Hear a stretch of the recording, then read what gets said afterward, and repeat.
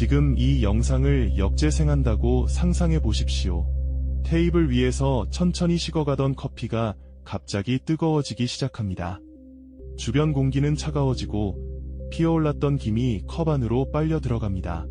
모든 것이 되감기처럼 되돌아갑니다. 어딘가 이상합니다. 본능적으로 뭔가 잘못됐다는 느낌이 옵니다. 하지만 여기서 놀라운 사실 하나를 말씀드리겠습니다. 지금 그 역재생 영상 속에서 일어나는 모든 일은 물리법칙에 단 하나도 위배되지 않습니다. 뉴턴의 운동법칙을 떠올려 보십시오. 시간기호를 플러스에서 마이너스로 바꿔도 방정식은 그대로 성립했습니다. 전자기학도 마찬가지였습니다. 심지어 현대 양자역학의 슈레딩거 방정식조차 시간의 방향을 구분하지 않았습니다. 물리학의 근본 법칙들은 시간이 앞으로 가든 뒤로 가든 아무런 불평을 하지 않습니다. 그렇다면 질문은 이것이 됩니다. 왜 현실에서는 커피가 절대로 저절로 뜨거워지지 않는 것일까요? 어제 우리는 엔트로피라는 개념을 만났습니다. 무질서도가 항상 증가하는 방향으로 세계가 흘러간다는 열역학제 이 법칙이었습니다. 오늘은 그 법칙의 안쪽으로 한 발 더 들어가겠습니다. 엔트로피가 증가한다는 것은 알겠는데 도대체 왜 증가할 수밖에 없는 것인지 그 메커니즘을 파헤치려 합니다. 결론부터 말씀드리면 시간의 방향은 어떤 절대적인 금지에서 나온 것이 아니었습니다. 확률에서 나온 것이었습니다. 1876년 오스트리아 빈 대학에서 한 논쟁이 벌어졌습니다. 루트비 볼츠만은 통계역학이라는 새로운 체계를 세우며 열역학제 이 법칙을 분자운동으로 설명해냈습니다. 엔트로피는 항상 증가한다는 것이었습니다. 그런데 같은 대학의 동료 요제프 로슈미트가 즉각 반격했습니다. 로슈미트의 논리는 명쾌했습니다. 분자들이 뉴턴 역학을 따른다면 모든 분자의 속도를 지금 이 순간 정확히 반대 방향으로 뒤집어 보라는 것이었습니다. 그렇게 하면 시간이 거꾸로 흐르는 것처럼 엔트로피가 감소하는 과정이 그대로 재현될 것이었습니다. 이것이 물리학사의 길이 남은 로슈미트의 역설, 다른 이름으로 가역성의 역설이었습니다. 볼츠만 자신의 체계 안에서 나온 반론이었기에 그 위력은 대단했습니다. 만약 미시세계의 법칙이 시간 역전을 허용한다면 거시 세계의 엔트로피 증가는 어디서 나오는 것인지 해명해야 했습니다. 볼츠만은 이듬해인 1877년 전혀 다른 방식으로 답했습니다. 로슈미트의 지적이 논리적으로 옳다고 인정한 것이었습니다. 역방향 과정은 물리법칙에 위배되지 않았습니다. 하지만 볼츠만은 여기서 혁명적인 관점을 제시했습니다. 열역학제의 이 법칙은 절대적인 법칙이 아니라 통계적 법칙이라는 선언이었습니다. 신이 정한 금지령이 아니라 압도적인 확률이 만들어낸 사실상의 필연이라는 것이었습니다. 이것이 어떤 의미인지 지금부터 숫자로 직접 확인하겠습니다. 커피 한 잔을 앞에 놓아 보겠습니다. 250ml짜리 컵 안에는 물 분자가 약 8.36 곱하기 10의 24제곱개 들어있습니다. 숫자로 풀었으면 8 다음에 0이 24개 붙는 양입니다.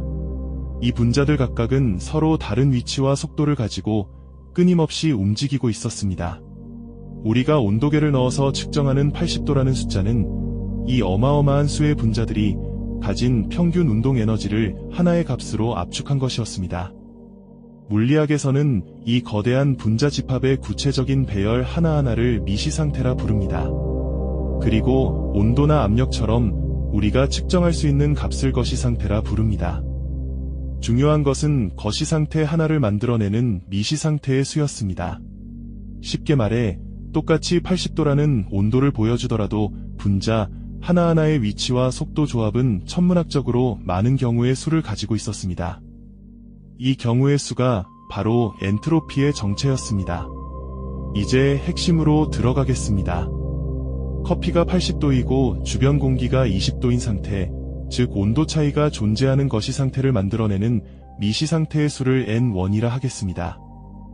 반면 커피와 공기가 모두 섞여 미지근해진 열평형 상태를 만들어내는 미시상태의 수를 N2라 하겠습니다. N2는 N1보다 비교할 수 없이 큽니다. 비교할 수 없다는 표현도 부족합니다. N2는 N1의 10의 수십억 제곱배에 달했습니다. 비율을 하나 들겠습니다.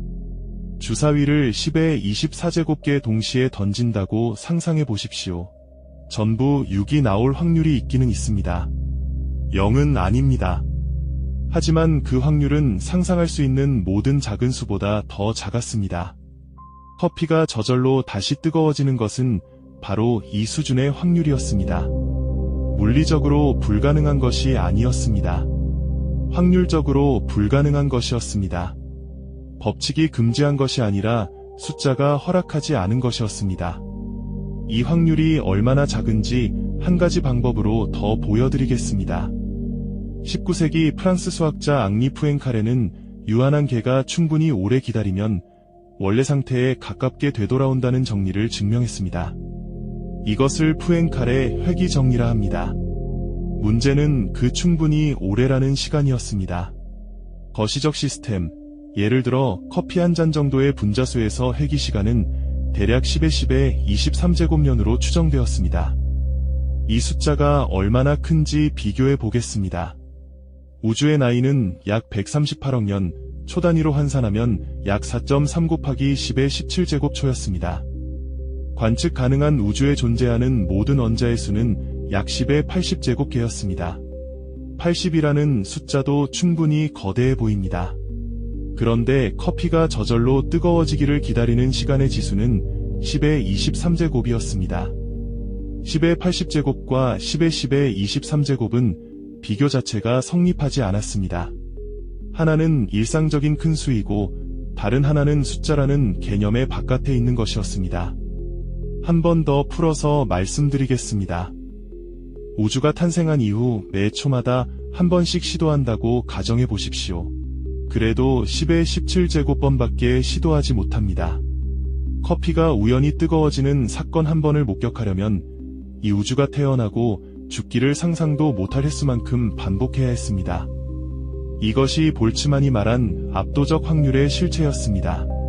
불가능이 아니라 사실상의 불가능이었고 그 사실상이라는 말이 품고 있는 확실성은 우주의 크기를 압도하고 있었습니다. 볼츠만의 위대함은 바로 이 지점에 있었습니다. 그는 불가능하다고 말하지 않았습니다. 가능하지만 일어나지 않는다고 말했습니다. 이것이 법칙과 통계의 차이였습니다. 법칙은 절대적으로 금지합니다. 뉴턴의 법칙을 어기는 사과는 존재하지 않습니다. 하지만 여력학제의 이 법칙은 다른 종류의 진실이었습니다. 확률이 너무 낮아서 사실상 일어나지 않는다는 통계적 진실이었습니다. 시간의 화살은 신의 명령이 아니라 10의 24제곱개 분자들이 벌이는 확률 게임의 결과였습니다. 이 대목에서 아주 중요한 구분을 하나 짚고 넘어가겠습니다.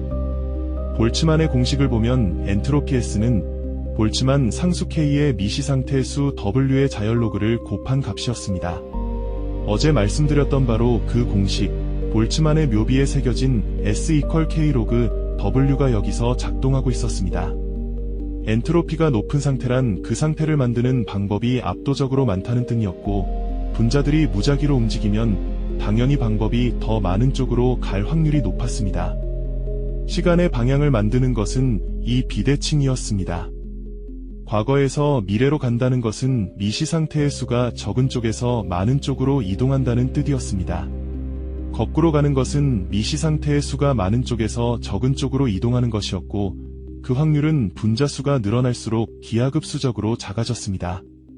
분자가 10개일 때는 역전이 가끔 일어날 수도 있었습니다.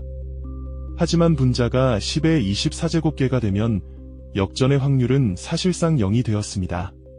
그런데 여기서 놀라운 반전이 하나 있었습니다. 만약 커피 한 잔이 아니라 분자 몇 개짜리 아주 작은 세계라면 어떨까요? 2002년 호주 국립대학교의 그레엄 와앙 연구팀이 놀라운 실험 결과를 발표했습니다. 그들은 물속에 떠있는 마이크로미터 크기의 콜로이드 입자 하나를 광학 트랩으로 끌어당기면서 그 궤적을 정밀하게 추적했습니다. 그 결과 수초에 걸친 관찰에서 엔트로피가 감소하는 순간이 실제로 측정되었습니다. 여력학제의 이 법칙이 짧은 시간, 아주 작은 규모에서 위반된 것이었습니다. 이것을 물리학에서는 요동정리라 부릅니다.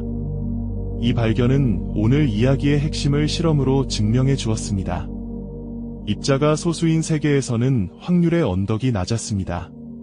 엔트로피가 감소하는 방향으로도 가끔 넘어갈 수 있었습니다.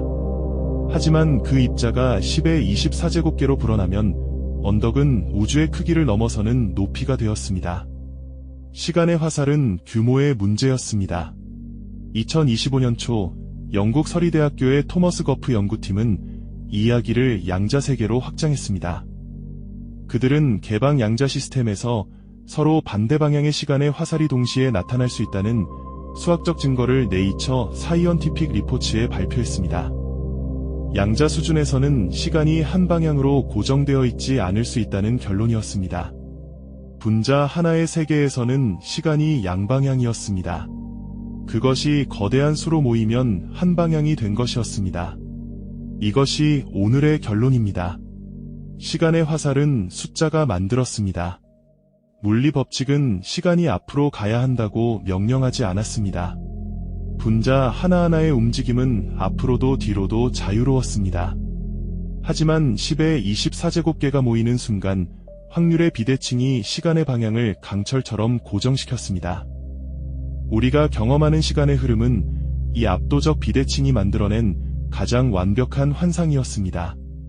너무나 완벽해서 우리는 그것을 법칙이라 불러왔습니다. 오늘 아침 테이블 위에서 커피가 식어가는 것을 보셨다면 기억해 주십시오. 그 순간 당신은 우주에서 가장 근본적인 원리가 작동하는 현장을 목격한 것이었습니다.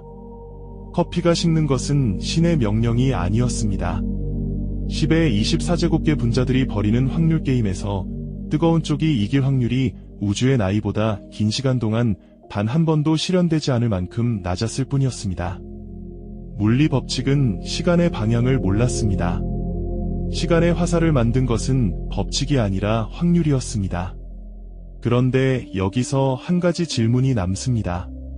확률이 시간의 방향을 만든다면 왜 우주는 애초에 확률적으로 극히 낮은 상태에서 시작했을까요? 열평형이 가장 확률이 높은 상태라면 우주의 출발점인 빅뱅은 상상할 수 없을 만큼 확률이 낮은 상태였다는 뜻이었습니다. 만약 그 극히 특수한 초기 조건이 없었다면 시간의 화살 자체도 존재하지 않았을 것입니다. 내일은 우주론적 시간의 화살로 넘어갑니다. 빅뱅이 어떻게 시간의 방향을 새겨 놓았는지, 그리고 로저 펠로즈가 왜 빅뱅을 상상할 수 없을 만큼 특별한 사건이라 불렀는지 이야기하겠습니다. 본 영상이 유익하셨다면 구독과 좋아요는 다음 영상 제작에 큰 힘이 됩니다.